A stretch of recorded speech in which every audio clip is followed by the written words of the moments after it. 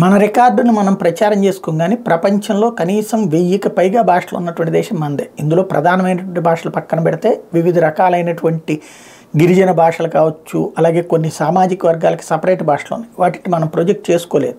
క్రమంగా ఏదో ఒక భాష అందరూ మాట్లాడే భాషల వైపుకే తీసుకువెళ్ళిపోతున్నాం. కానీ ఇప్పుడు ప్రపంచంలో ఆస్ట్రేలియాకి ఉత్తరాన ఉన్నటువంటి పపువా న్యూగినియా తాజాగా ఒక రికార్డు సాధించింది. ఓవరాల్గా ప్రపంచంలో 820 భాషలు మాట్లాడే ఏకైక దేశం కింద linguistically diverse, world's most linguistically diverse country అన్నటువంటి రికార్డు సాధించింది. In the remote and enchanting landscapes of Papua New Guinea, a Pacific island nation just north of Australia, a linguistic tapestry unfolds, marking in the most linguistically diverse country on earth.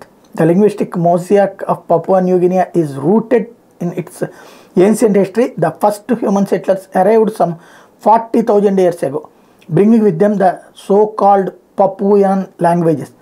However, these languages do not form a single linguistic family, but rather consist of numerous unrelated families, with some languages having known relatives and extraordinary linguistic complexity. ఇది అక్కడి నుంచి ఎక్కడెక్కడి నుంచి ఉన్న 40,000 ఏళ్ల క్రితం వచ్చినటువంటి వాళ్ళ భాషలతో అక్కడికి రావడం, అది కాస్త క్రమంగా ప్రపంచవ్యాప్తంగా ఇవాళ రోజున రికార్డుతో 800 లాంగ్వేజెస్ ఉన్నటువంటి దేశం కిందన రికార్డు సాధిస్తూ ఉన్నటువంటిది పపువా న్యూగినియా.